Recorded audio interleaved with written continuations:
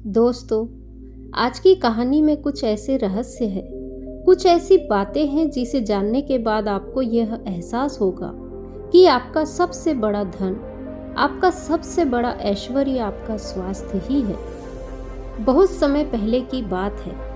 एक छोटा सा राज्य था। उस राज्य का राजा बहुत दयालु था और वहाँ की सेना भी बहुत पराक्रमी थी। उस सेना में एक ऐसा व्यक्ति था जो अत्यधिक पराक्रमी था और वह उस राज्य का सर्वश्रेष्ठ योद्धा था। वह इतना ताकतवर था कि एक साथ 50 लोगों को भी परास्त कर सकता था और राजा उसके इस पराक्रम से हमेशा बहुत खुश रहते थे। जब भी उससे कोई युद्ध करने जाता तो वह पहले 100 बार सोचा करता कि क्या उससे युद्ध करना आसान है, क्या उसे हराना आसान है। हर कोई जानता था कि वह बहुत शूरवीर है, बहुत ताकतवर है, इसीलिए उसे हराना लगभग असंभव था। वह अपने राजा के लिए हमेशा तत्पर रहता, अपने राज्य के राजा के लिए, अपनी प्रजा के लिए जो कुछ अच्छा होता वह उसे अवश्य करता। एक बार की बात है, वह मशहूर योद्धा अपना पराक्रम दिखा रहा था। उसी वक्त उसके दोनों पुत्र वहां पर आए हुए थे। राजा ने उसके दोनों पुत्रों को देखा और राजा के मन में यह प्रश्न आया कि आने वाले समय में हमारे राज्य के लिए इनमें से सबसे सर्वश्रेष्ठ योद्धा कौन होगा, हमारे राज्य के लिए योग्य कौन होगा। यह बात जब उस योद्धा के कानों में पड़ी तो वह अत्यधिक चिंतित हो गया। उस योद्धा के 2 पुत्र थे। जो बड़ा वाला बेटा था वह हर चीज का हुनर सीख चुका था, फिर चाहे वह तलवारबाजी हो, लोगों से बोलना हो, आग से खेलना हो, हर तरह की कलाकारी में वह संपूर्ण था। उसे जो कुछ भी सिखाया जाता वह उसे सीखने में निपुण था। वह बहुत जल्द उस विद्या को, उस कला को सीख जाता था। हर कोई यही कहता कि अगला योद्धा वही होगा, यही हमारे राज्य के लिए सर्वश्रेष्ठ योद्धा बन सकता है। लेकिन उस योद्धा का एक छोटा पुत्र भी था जो बहुत कमजोर था, जिसे कोई भी चीज सीखने में अत्यधिक समय लगता था और उसे देखकर कोई भी यह नहीं कहता था कि यह कभी योद्धा बन सकेगा। उसे उसके पिता ने बहुत कुछ सिखाने का प्रयास किया, लेकिन वह कभी भी कुछ सीख नहीं पाया। ना ही वह अच्छी तलवारबाजी कर पाता था, ना ही उसे एक योद्धा की तरह जीना आता था। वह हमेशा आलसियों की तरह पड़ा रहता था। जब भी वह योद्धा अपने दोनों पुत्रों को एक साथ देखता तो उसे बहुत चिंता होती, उसे बहुत तकलीफ होती, क्योंकि वह अपने दोनों पुत्रों को एक समान बनाना चाहता था। वह अपने दोनों पुत्रों में कोई फर्क नहीं समझता था। लेकिन जब भी कोई यह कहता कि बड़ा पुत्र अत्यधिक बलवान है, शूरवीर है, वह एक योद्धा जरूर बनेगा, और जब वहीं पर छोटे बच्चे के लिए कोई यह कहता यह तो कमजोर है, आलसी है, यह भला क्या कर पाएगा, यह सुन उसके पिता को बहुत तकलीफ होती, बहुत दुख होता। लेकिन वह योद्धा यह जानता था कि इसमें उसके छोटे बेटे की कोई गलती नहीं है। उसका व्यवहार दूसरों से अलग है और यह दूसरों से थोड़ा कमजोर है, लेकिन इसे कुछ बातों का ध्यान रखना होगा, तभी यह दूसरों जैसा पराक्रमी बन सकता है, दूसरों जैसा तलवारबाज बन सकता है, दूसरों जैसा सर्वश्रेष्ठ योद्धा भी बन सकता है। इस बात का ध्यान रखते हुए वह योद्धा अपने उस बेटे को लेकर पास के गुरु के पास पहुंचा। यह वही आश्रम था जहां उस योद्धा ने भी शिक्षा ग्रहण की थी। वह उन गुरु को भली भांति जानता था। वह यह भी जानता था कि वह गुरु उसके छोटे बेटे को वह शिक्षा अवश्य देंगे जिससे वह भी अन्य लोगों की तरह पराक्रमी और शूरवीर बन जाए। उसने गुरु को प्रणाम किया और कहने लगा, हे गुरुवर, मैं चाहता हूँ कि मेरा बेटा आपसे शिक्षा ग्रहण करे। यह थोड़ा आलसी है, थोड़ा कमजोर है और यह कभी कुछ सीखना ही नहीं चाहता, जबकि मेरा बड़ा बेटा बहुत साहसी, शूरवीर, ताकतवर और पराक्रमी है और इस राज्य को ऐसे ही लोगों की आवश्यकता है। लेकिन मेरा यह छोटा बेटा जो कि मेरी चिंता का कारण बना हुआ है, मैं चाहता हूँ कि यह भी पराक्रमी बने, शूरवीर बने, ताकतवर बने, ताकि इस राज्य का हर कोई इसके भी गुण गा सके। मैंने बहुत प्रयास किए, मैंने कई तरह के उपाय भी किए, ताकि यह अपने जीवन में कुछ कर सके, कुछ सीख सके। लेकिन यह कभी कुछ सीखना ही नहीं चाहता। मैं चाहता हूँ कि मेरे दोनों पुत्र एक बराबर हो, किसी में कोई कमी ना हो, इन दोनों को एक बराबर अधिकार मिले। लेकिन यह अपने आलस के कारण, अपनी कमजोरी के कारण हमेशा पीछे रह जाता है। मैंने इसे कई बार समझाया, लेकिन यह है कि मेरी बातों को मानता ही नहीं। मैं अपने दोनों बेटों में कोई भेदभाव नहीं रखना चाहता। मैं दोनों को एक बराबर बनाना चाहता हूँ। उस योद्धा की ये सारी बातें सुनकर गुरु कहते हैं, मैं जानता हूँ कि तुम्हारे पुत्र को क्या तकलीफ है। मैं इसे वैसा ही बना दूंगा जैसा तुम चाहते हो, लेकिन इसके लिए तुम्हें इसे कुछ दिनों के लिए मेरे पास यहाँ पर आश्रम में छोड़ना होगा। और मैं तुम्हें यकीन दिलाता हूँ कि जब तुम वापस इसे लेने आओगे तो तुम्हें तुम्हारा यह पुत्र इस प्रकार नहीं दिखेगा। इसकी जगह पर तुम्हें वह पराक्रमी, ताकतवर मिलेगा जैसा तुम चाहते हो। गुरु अत्यधिक आत्मज्ञानी थे। वह उस योद्धा के पुत्र को देखकर यह समझ चुके थे कि उसे क्या तकलीफ है और उसे किस तरह से ठीक किया जा सकता है, उसे किस तरह से पराक्रमी बनाया जा सकता है, क्योंकि आखिर वह एक ऐसे योद्धा का पुत्र है जिसे अभी तक कोई हरा नहीं सका था। उसे इस बात का बस एहसास ही करवाना काफी था। वह योद्धा उन गुरु के कहने पर अपने पुत्र को वहीं पर छोड़कर वापस अपने घर की ओर लौट जाता है। उसके बाद उस योद्धा का वह पुत्र एक शिष्य बनकर उन गुरु के आश्रम में रहने लगता है। वह वहाँ के सारे कामकाज करने लगता है। वहाँ पर वह सीखने लगता है, समझने लगता है, और इसी प्रकार कई दिन बीत जाते हैं।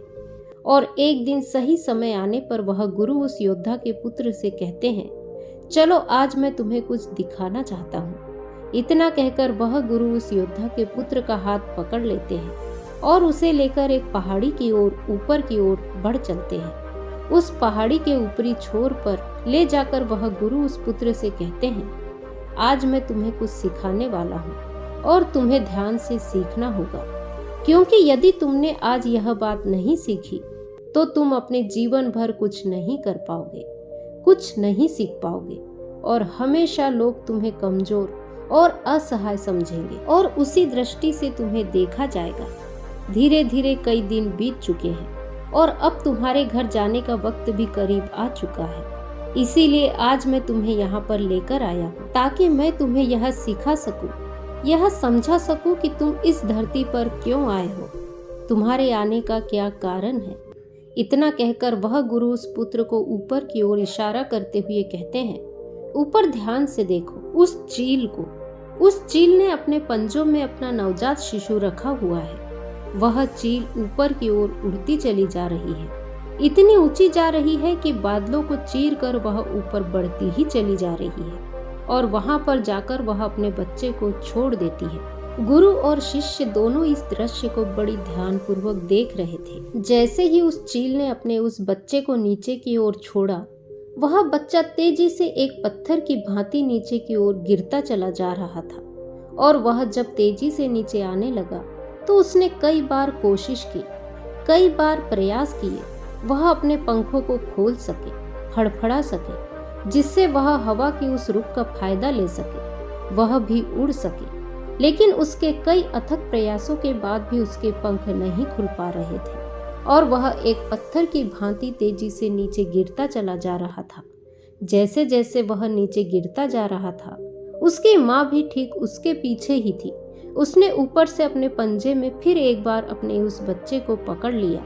एक बार फिर वह चील अपने उस बच्चे को लेकर आकाश में ऊपर ऊंचाई की तरफ उड़ती चली जाती है और फिर से वह ऊंचाई पर जाकर अपने बच्चे को ठीक उसी प्रकार नीचे छोड़ देती है। लेकिन गुरु के शिष्य को कुछ समझ नहीं आ रहा था कि आखिर यह चील अपने बच्चे के साथ ऐसा क्यों कर रही है। यदि उसके बच्चे को कुछ हो गया तो फिर क्या होगा। वह लगातार इसी प्रक्रिया को दोहरा रही थी। अब गुरु शिष्य से कहते हैं, इस जगह को ध्यान से देख लो। ठीक इसी जगह पर वह चील और उसका बच्चा इस पेड़ पर रहते हैं। तुमने एक बात की ओर गौर किया कि इस पेड़ पर तुम्हें अनेकों फूल देखने को मिल रहे होंगे, लेकिन जहाँ पर यह चील और इसका बच्चा रहता है वहाँ पर तुम्हें एक भी फूल नजर नहीं आएंगे, क्योंकि फूल बड़े ही कोमल होते हैं और वह चील चाहती तो इन फूलों को अपने साथ जहाँ पर वह रहती है उसे रख सकती थी, लेकिन वह जानती है कि फूलों में रहकर उसका बच्चा कमजोर बनेगा, लेकिन जब वह कांटों वाले घोंसले में रहेगा तभी एक चील बन पाएगा। और एक चील के बच्चे को हर तरह की यातनाएं बचपन से ही सहनी पड़ती है ताकि वह अन्य पक्षियों की तरह कोमल न बने, क्योंकि वह एक चील का पुत्र है और उसे चील की तरह अपना जीवन व्यतीत करना है। यदि वह बाकी पक्षियों की तरह बनेगा तो उस पर चील वाले स्वभाव नहीं होंगे और न ही उसे कोई चील का पुत्र कह सकेगा। ठीक इसी प्रकार तुम भी एक शूरवीर योद्धा के पुत्र हो। यदि तुम चाहो तो अन्य लोगों की तरह अपना जीवन व्यतीत कर सकते हो, तुम फूलों का आनंद ले सकते हो, लेकिन तुम एक योद्धा के पुत्र हो, इसीलिए तुम्हें भी कांटों की राहों पर चलना ही होगा। इन कांटों की राह पर चलकर ही तुम अपने आप को मजबूत बना पाओगे, अपने आप को शूरवीर और पराक्रमी बना सकोगे। ठीक वैसे ही यह चील भी कर रही है। वह भी अपने पुत्र को पराक्रमी और शूरवीर बना रही है। वह अपने बच्चे को उड़ान भरना सिखा रही है। वह बार बार जाकर अपने बच्चे को इसीलिए नीचे छोड़ रही है ताकि उसका बच्चा खुद ब खुद उड़ान भरना सीख ले। किंतु यह पुत्र यदि किसी और पक्षी के यहाँ जन्म लेता तो उसे इस प्रकार की यातनाएं सहनी नहीं पड़ती, लेकिन वह एक चील का पुत्र है, इसीलिए उसे चील की तरह ही जीवन व्यतीत करना है। चील के जीवन का एक नियम होता है, एक नियति होती है। नियति उसे तभी जिंदा रखेगी जब वह पराक्रमी होगा, शूरवीर होगा और उसे वह सारे हुनर, वह सारे पराक्रम सीखने ही होंगे। ठीक उसी प्रकार तुम भी एक शूरवीर योद्धा के पुत्र हो, एक पराक्रमी योद्धा के पुत्र हो, इसीलिए तुम्हें भी वह हुनर सीखना ही पड़ेगा, अन्यथा अन्य पक्षियों की तरह तुम भी अपने जीवन में कुछ नहीं कर पाओगे। तुम भी एक दिन फूलों में जाकर फूलों में ही मर जाओगे। यह सब देखकर वह शिष्य उन गुरु के चरणों में गिर पड़ा, उन्हें प्रणाम किया और कहने लगा, हे गुरुवर, मुझे अपनी गलती का एहसास हो चुका है। मुझे यह पता चल चुका है कि मैं एक शूरवीर योद्धा का पुत्र हूँ और मुझे अपना जीवन इसी तरह से जीना है। मुझे इस हुनर को सीखना ही होगा। इतना कहकर वह गुरु और वह शिष्य वापस आश्रम की ओर लौट जाते हैं। वहां पहुंचने के बाद वह गुरु अपने शिष्य से कहते हैं, मैं तुम्हें कुछ ऐसी बातें बताने जा रहा हूँ जिसे तुम्हें अपने जीवन में उतारना होगा। यदि तुम इन बातों को अपने जीवन में उतार लेते हो तो तुम्हारा जीवन बहुत अच्छा होगा। जो कुछ तुमने अभी उस चील से सीखा है वह तुम्हारे लिए एक ऐसी सीख है जिसे तुम्हें कभी नहीं भूलनी चाहिए। आज मैं तुम्हें कुछ ऐसी बातें बताने जा रहा हूँ जो तुम्हें अपने घर जाकर करनी होगी, जिससे तुम एक पराक्रमी योद्धा बन सकोगे और अपने शरीर को स्वस्थ रख पाओगे, क्योंकि एक शूरवीर योद्धा हमेशा अपने शरीर का ध्यान रखता है। वह हमेशा अपने शरीर को चुस्ती और फुर्तीला बनाए रखता है, जिस कारण वह कभी बीमार नहीं पड़ता। तुम्हें भी इस बात का ध्यान पूर्वक ध्यान रखना होगा। तुम्हें सुबह जल्दी उठना होगा। सुबह जल्दी उठकर अपना जो कार्य है उसका अभ्यास करना। जिस प्रकार तुम्हारे पिता एक योद्धा है, वह सुबह उठकर अपने सभी हुनर का अभ्यास करते हैं, ठीक उसी प्रकार तुम्हें भी सुबह उठकर अपने सभी हुनर का अभ्यास करना होगा। योगा प्राणायाम करना होगा, जिससे तुम्हारा शरीर पूरी तरह से स्वस्थ होगा। और जितना तुम अपने शरीर को स्वस्थ रखोगे, उससे तुम अपने अंदर की शक्तियों को मजबूत बना पाओगे। और तुम्हें एक बात और याद रखनी होगी, जितना तुम्हें अपने ऊपरी शरीर का ध्यान रखना है, उतना ही तुम्हें अपने भीतर के शरीर का भी ध्यान रखना होगा, अर्थात अपनी मानसिक स्थिति का भी तुम्हें ध्यान रखना होगा। तुम्हें अपनी मानसिक शक्ति को भी बढ़ाना होगा और यह शक्ति तुम्हें ध्यान से मिलेगी, इसीलिए तुम्हें हमेशा ध्यान भी करना होगा। दूसरी बात जो तुम्हें हमेशा ध्यान रखनी है कि तुम्हें हमेशा स्वस्थ और संतुलित भोजन ही लेना है। ऐसी चीजें कभी मत लेना जो तुम्हारे शरीर को नुकसान पहुंचा सकती है। तुम्हें भोजन अपने स्वाद या जीभ के लिए नहीं बल्कि शरीर के लिए करना है। गुरु अपने उस शिष्य से आगे कहते हैं, अगली बात जो ध्यान करने योग्य है कि तुम्हारे मन में यदि कोई चिंता है, कोई ऐसा विषय है जिसे लेकर तुम बहुत चिंतित हो, तो ऐसी बातें अपने घर परिवार में अवश्य बताना। यदि तुम इन बातों को अपने मन में रखते हो तो ये सारी बातें तुम्हें मन ही मन कमजोर बनाती चली जाएगी। यह चिंता तुम्हें अंदर ही अंदर खाती चली जाएगी और तुम खोखले होते चले जाओगे। और याद रखना, जब हमारा मन बीमार पड़ता है तो वह हमारे शरीर को भी बीमार कर देता है। इसीलिए कोई भी बात कभी छुपा कर मत रखना। हर बात अपने घर वालों को या अपने परिवार वालों को अवश्य बताना। आगे गुरु उससे कहते हैं, हमेशा सकारात्मक सोच रखना। कभी भी नकारात्मक विचार अपने दिमाग में आने मत देना। सबके जीवन में उतार चढ़ाव तो आते ही रहते हैं। सभी के जीवन में सुख और दुख लगा ही रहता है, कभी अच्छा तो कभी बुरा। इस जीवन की यह प्रक्रिया है। जीवन इसी प्रकार चलता रहता है। जीवन में समय चाहे कैसा भी क्यों ना आए, लेकिन तुम्हें हमेशा एक सकारात्मक सोच ही अपनानी है, जिससे तुम अपने जीवन में आने वाले कठिन से कठिन परिस्थितियों का सामना हंसते हुए और बड़ी ही सरलता से कर सको। अगली बात जो तुम्हें याद रखनी चाहिए वह यह है कि तुम्हें हमेशा मुस्कुराते रहना है, क्योंकि एक योद्धा ही यदि चिंतित हो तो उसका राज्य भी चिंतित हो सकता है। और तुम्हारी मुस्कुराहट से सबको ताकत मिलती रहेगी। तुम शूरवीर योद्धा के पुत्र हो। तुम्हारी हंसी तुम्हारे चेहरे से अलग नहीं होनी चाहिए। यह तुम्हारे और तुम्हारे राज्य के लिए उचित है और यह तुम्हारे राज्य को एक सकारात्मक ऊर्जा प्रदान करता है। और तुम्हारा मुस्कुराते रहना तुम्हारे लिए भी अच्छा है। यह तुम्हारे भीतर सकारात्मक ऊर्जा का प्रवाह करता है, जिससे तुम अच्छा महसूस करोगे, मजबूत महसूस करोगे, ताकतवर महसूस करोगे। इतना कहकर गुरु शांत हो जाते हैं और शिष्य उन गुरु के चरणों में प्रणाम करके उनसे कहता है, हे गुरुवर, आपने जो मुझे शिक्षा दी है, यह शिक्षा मैं अपने जीवन भर याद रखूंगा। इसे मैं कभी भूला नहीं पाऊंगा। अब मुझे आज्ञा दीजिए, मैं अपने घर जाना चाहता हूँ। अपने पिता की तरह एक शूरवीर पराक्रमी योद्धा बनना चाहता हूँ।